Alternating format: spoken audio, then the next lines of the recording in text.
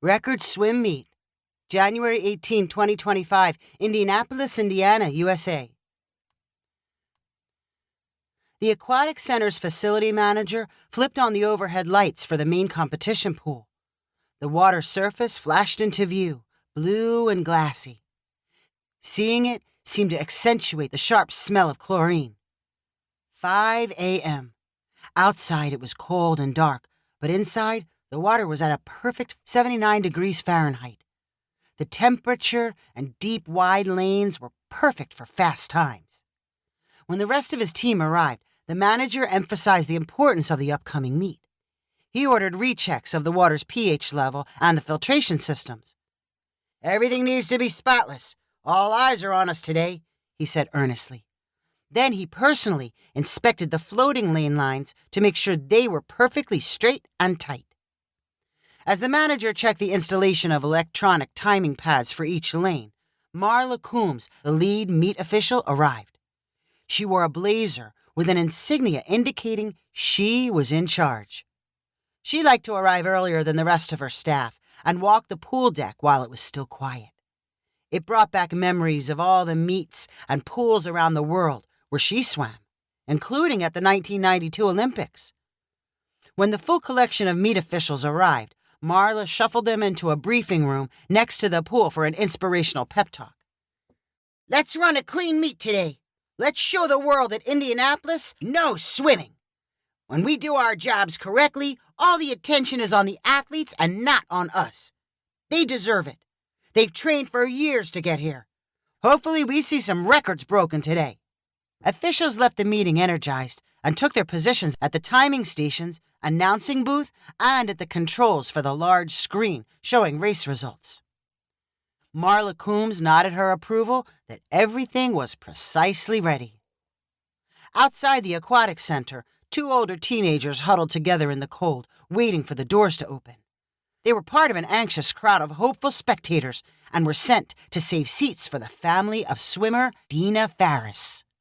The meet was open to the public, which meant there were never enough good viewing spots to go around. When the doors did finally open, Dina's teenage cousins fought their way through a surge of bodies. They raced down a long hallway and up a flight of stairs to reach the seating area above the pool deck.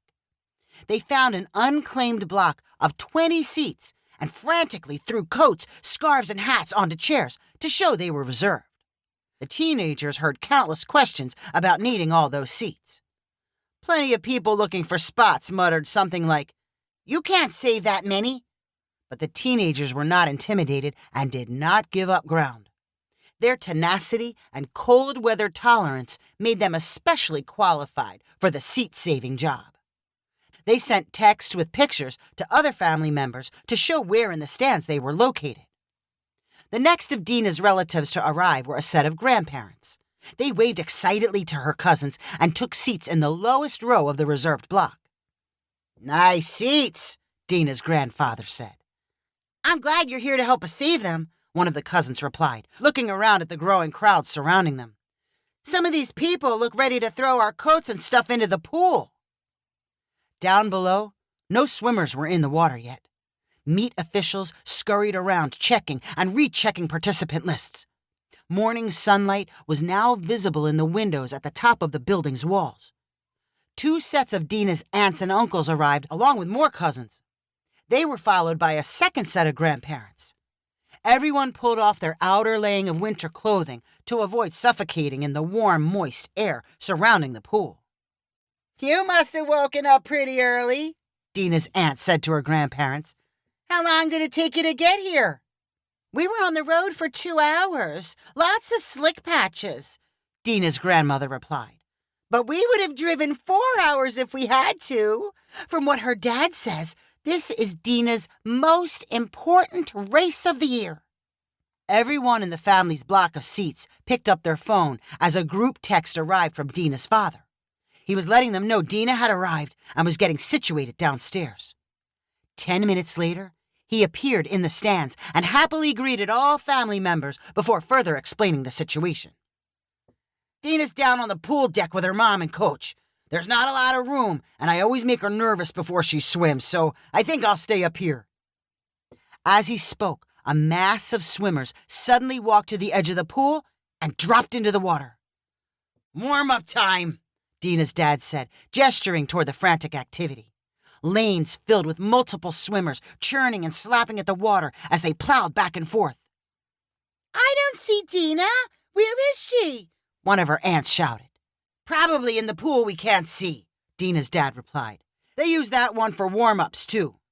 Another aunt and uncle arrived and asked if they missed anything.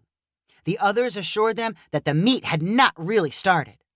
All 20 prime viewing seats reserved by the early arriving cousins were now occupied.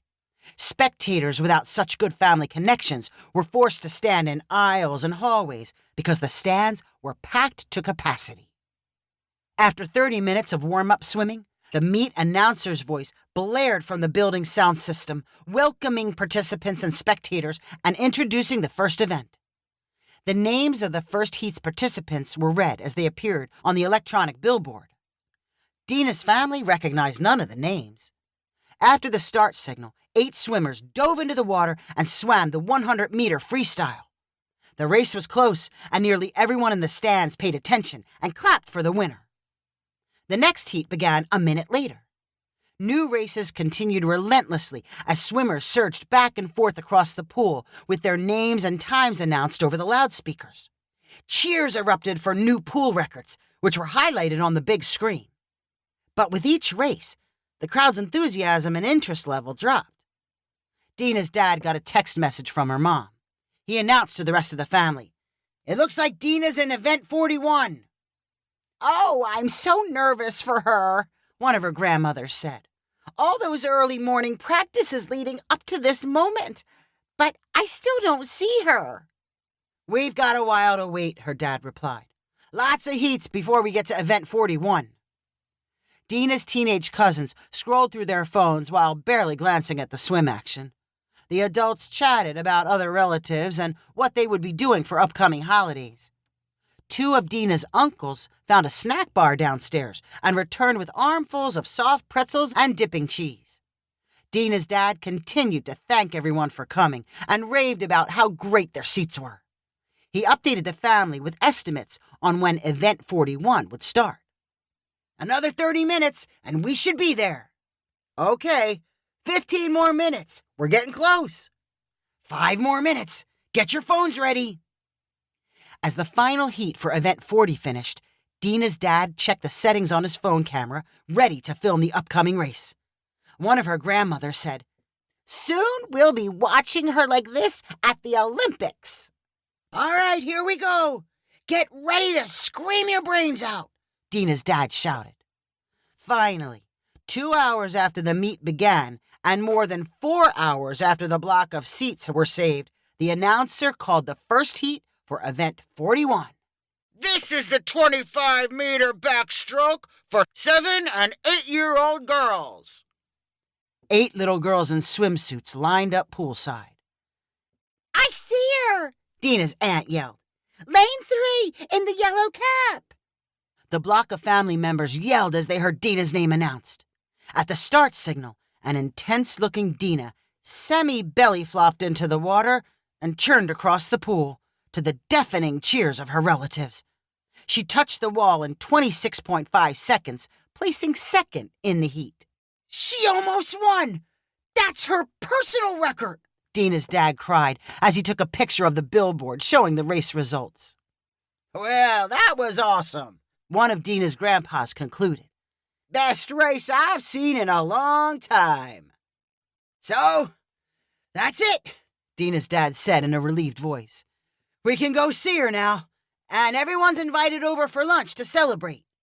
All 20 family members stood and abandoned their prime seats as they exited the stands. They ignored the next 3 heats of the event, in which 6 other girls finished with better times than Dina. Most of Dina's entourage made the 35-minute drive to her house for the celebration lunch. Her parents produced a cake decorated with a gold medal made from frosting. Her dad recounted how close she came to winning. "Second place is good enough for me," one of her grandmothers said. "I'm proud to be related to the second fastest swimmer in Indiana." Dina's dad knew his daughter was far from any statewide ranking, but he did not bother correcting the statement. Instead, he said, "Since everyone had so much fun, how about coming to the next meet in 2 weeks?" The raucous enthusiasm displayed when Dina swam was gone on the faces of grandparents, aunts, and uncles. They all calculated the time spent driving and waiting compared to the time the little girl spent in the water. An aunt mentioned needing to work during the next 2 weekends. An uncle remembered a model train exhibit he promised to attend. "We'll see if we can make it," one of Dina's grandmothers said to her father. "But in case we can't, you can always record the meet and send us the video, right?" Dina's dad assured them race footage would always be available. "I have a feeling Dina's got a long swimming career ahead of her," one of her uncles concluded. "Even if I miss the next few races, I promise to be there if she makes the Olympics." If you enjoyed this story, please rank it on the website 500ironicstories.com. Please subscribe on the website to get weekly updates as new stories are posted. And please share with friends using the convenient links available.